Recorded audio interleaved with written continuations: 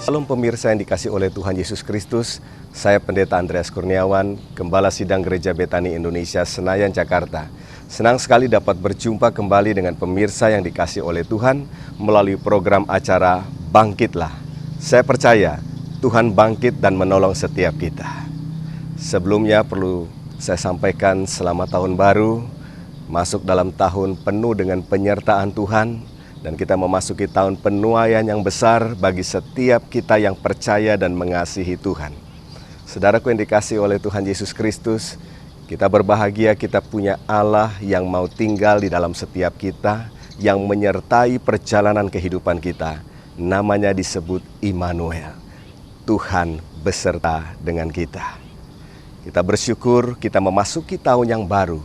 Kita tidak berjalan seorang diri, tapi kita punya Tuhan yang mau menyertai saudara dan juga saya. Saya percaya perjalanan ke depan bersama-sama dengan Tuhan akan menjadi perjalanan yang penuh dengan mujizat, penuh dengan sukacita dan damai sejahtera.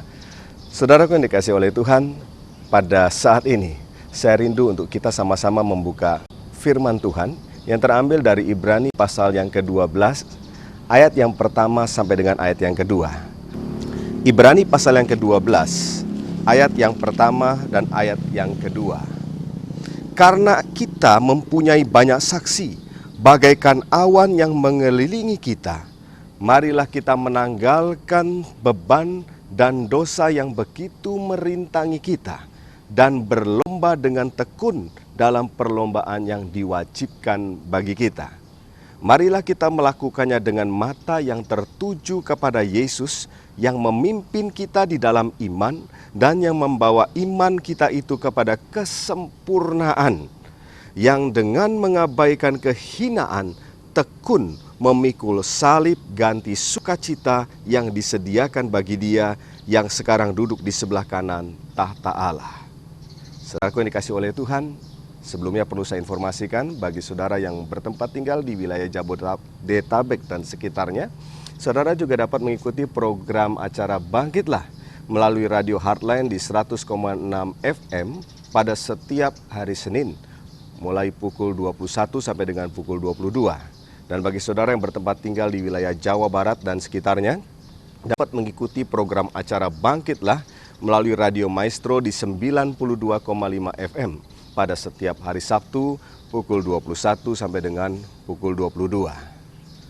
Saudaraku yang dikasihi oleh Tuhan, di Swiss ada satu tempat untuk melakukan outbound training.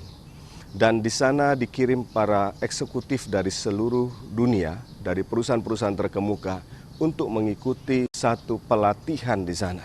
Dan salah satu materi daripada pelatihan itu adalah team building atau membangun tim.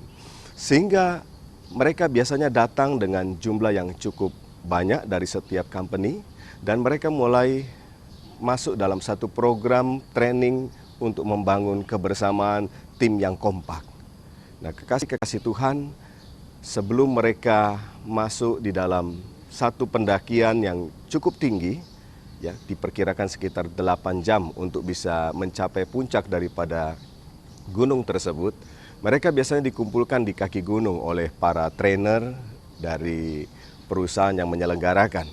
Dan di sana mereka sama-sama membangun motivasi, membangun semangat mereka. Mereka menciptakan yel-yel yang dapat menguatkan mereka. Misalnya, ayo kamu bisa. Yang lain berkata, ya kita bisa. Sehingga mereka membangun satu semangat untuk bersama-sama melakukan perjalanan menuju kepada puncak.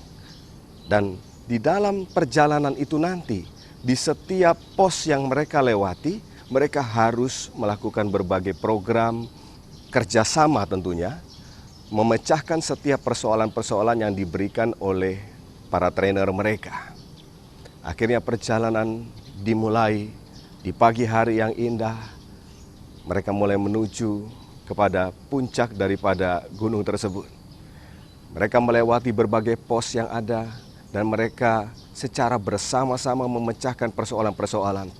Tidak ada lagi perbedaan status di sana. Mereka adalah satu tim yang kompak memecahkan persoalan-persoalan yang diberikan pada tim tersebut. Akhirnya setelah 4 jam berlalu, mereka sampai di pertengahan daripada gunung tadi. Nah, kekasih-kekasih Tuhan, mereka diizinkan untuk menikmati istirahat sejenak. Di sana tentu tersedia ada beberapa restoran yang menyediakan makanan-makanan kecil di mana para peserta dapat menikmati hidangan-hidangan ringan, mungkin secangkir coklat panas ataupun mungkin secangkir kopi hangat dan juga snack yang bisa mereka nikmati untuk menghilangkan kelelahan mereka. Saudaraku yang dikasihi oleh Tuhan, bahkan beberapa tim menyempatkan diri untuk berfoto karena memang pemandangan di sana sangat indah. Dan mereka mengambil gambar-gambar untuk nanti mereka bawa pulang sebagai kenang-kenangan.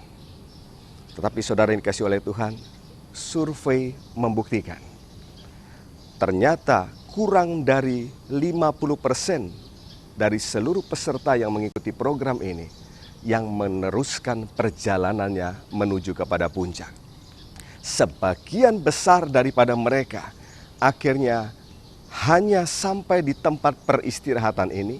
Mereka hanya menikmati segala sesuatu yang ada di tempat peristirahatan ini dan sudah tidak mau lagi melanjutkan perjalanan mereka sampai kepada puncak gunung tersebut. Saya percaya bukan karena perjalanannya terlalu sulit, bukan juga karena kesehatan mereka atau kemampuan mereka sudah tidak ada sehingga mereka tidak bisa menuju kepada puncak gunung tersebut. Tetapi ketika diadakan satu riset, ada dua alasan terbesar kenapa para peserta tidak mau melanjutkan